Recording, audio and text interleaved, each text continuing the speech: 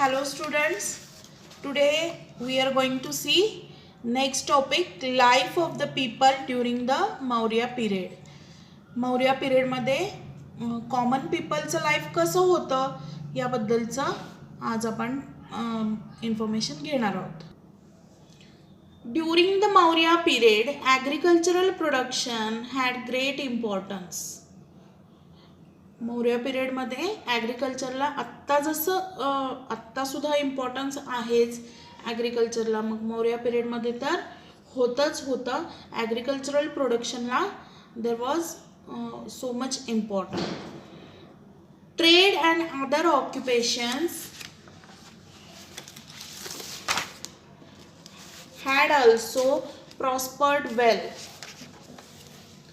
Trade म्हणजे उद्योगधंदे किंवा उद्योगधंदे ह्याला सुद्धा त्यावेळेला प्रॉस्पर्ड वेल. प्रॉस्पर्डचा अर्थ they are running well, they are running good and they त्याला चांगल्या पद्धतीने चालत होते ट्रेड्स त्या काळात आणि चांगले भरभराट होती. There were many occupations like carving, engraving on ivory, weaving and dyeing clothes and metal work. तेव्हा कोणते ऑक्युपेशन्स एक्झिस्ट करत होते हे त्याबद्दलचे आहे. Carving and engraving on ivory. Ivory means एलिफंटचा टूथ जो असतो त्याला आयव्हरी असं म्हटलं जायचं. तर आयव्हरीवरती कार्विंग करणं म्हणजे हस्तिदंती वस्तू तयार करणं. Weaving and dyeing clothes and metal work, black glaze pottery was also produced. ह्या गोष्टी प्रोड्यूस केल्या जायच्या. हे ship building was carried out on the large scale. In metal work the technology of making articles of other metals as well as those of iron had developed. तर त्या काळात कोणते business होते, कोणते ट्रेड एक्झिस्ट करत होते ते आहे. ब्लॅक ग्लेज्ड पॉटरी ही सुद्धा एक्झिस्ट करत होती. पुन्हा ship building is the main production होतं. And it was on large scale. In metal work the technology of making articles of other metals and iron also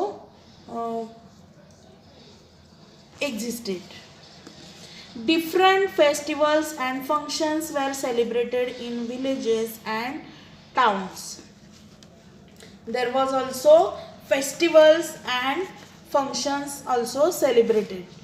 The music concert were a part of entertainment. Wrestling bouts and chariot races were popular and so were board games and chess. काय popular होतं त्या काळात. जसं music festivals होत होत्या, इतर pledge होत होते आणि फेस्टिवल्स फंक्शन्स होत होते, तसंच डान्स म्युझिक पण होतं. तसंच there was wrestling bouts and chariot racing. तर चॅरियट रेसिंग म्हणजे रथ किंवा बैलगाडी. आता रथ, चॅरियटचा शब्दशः अर्थ रथ असा होतो आणि रेसलिंग बाउट्स याचा अर्थ कुस्ती. या दोन्हीच्या कॉम्पिटिशन्स त्या काळात होत होत्या. बाउट्स याचा अर्थ competitions. So were board games and chess. Board games आणि चेस सुद्धा त्यावेळेला पॉप्युलर होतं. आणि चेस वॉज कॉल्ड अष्टपाद. चेसला तेव्हा बुद्धिबळ नव्हते म्हणत, तर अष्टपाद असं म्हटलं जायचं. Art and literature. During the period of Emperor Ashoka, the art of rock cut sculpture was promoted. Emperor अशोकाच्या पिरियडमध्ये art of rock cut sculpture म्हणजे दगड कापून त्याची मूर्ती तयार करणं, हे आर्ट ही एक प्रमोट केली गेली होती. मीन्स त्याला प्रोत्साहन दिलं गेलं होतं. The pillars erected by Ashoka are excellent specimen of Indian sculpture. The pillars erected. Pillars, आता मागे उल्लेख होता की अशोक हा होता तो काय करत होता, तर he had pillar addicts and stone inscriptions engraved through out his kingdom. त्यानं काय केलं होतं, तर पिलर्स उभे केलेले होते.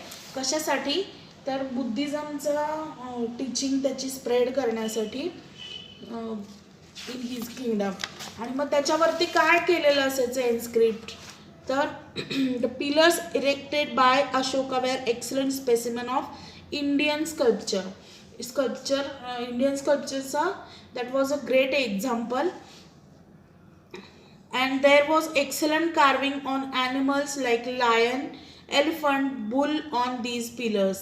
या पिलर्सवरती कशा कशाचं इन्स्क्रिप्शन होतं किंवा कशा कशाचं स्कल्पचर होतं, तर लायन्स, एलिफंट्स, बुल्स अशा ॲनिमल्स त्याच्यावरती एनग्रेव्ह केलेले असायचे, कार्व केलेले असायचे. द चक्र or wheel on the Ashoka pillar at Sarnath has a place of honor on the Indian national flag. The pillar has lions on all four sides, but only 3 are visible from the front. This is the official seal of Government of India. आता आपण इथे दिलेलं आहे हे picture, हे sign तुम्ही बऱ्याच ठिकाणी पाहिलं असेल. मला वाटते काही नोटांवरती, करन्सी नोट्सवरती पण हे आहे, किंवा इतर बऱ्याच ठिकाणी आपल्या फ्लॅगवरती हे अशोक चक्र काढलं मध्ये असतं ब्ल्यू कलरचं. तर हे काय आहे, तर सारनाथमध्ये अशोकाने सारनाथ ह्या ठिकाणी अशोकाने एक पिलर केलेला आहे, इरेक्ट केलेला आहे एक पिलर. आणि त्या पिलरवरती हे जसं सांगितलं की त्याला ॲनिमल्स तो केलेले असायचे, एक्सलंट कार्विंग असायचं ॲनिमल्सचं. तसंच हे त्यापैकी एक आहे, हे here is excellent carving of lions and these are 4 lions, but in photograph we can see only 3 lions from front. तर अशा पद्धतीचं हे सारनाथमधलं पिलरचं एक साइन आहे. आणि ह्याला आपल्या ह्याच्यामध्ये खूप महत्त्व, खूप इम्पॉर्टन्स दिला गेला आहे. This is the official seal of government of India. हा हे जे साइन आहे हे official seal of government India म्हणून मानलं जातं. The cave sculpture at Barabar hills carved during the period of Ashoka are well non.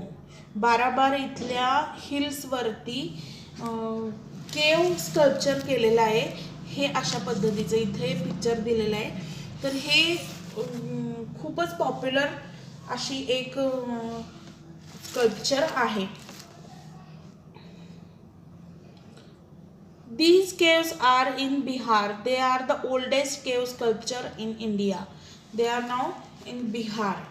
And they are the oldest cave sculpture. After the death of Empire Ashoka, the Maurya Empire began to decline. After the death of Emperor Ashoka, the Maurya Empire began to decline. After the Maurya, many new states and some empires also emerged in India. After the Mauryas, अशोकाच्या death नंतर Maurya empire began to decline, and after the Mauryas many new states and new empire also emerged in India. After the death of Ashoka, Emperor Ashoka, there were many states and some empires emerged. The Maurya Empire was the largest empire in ancient India.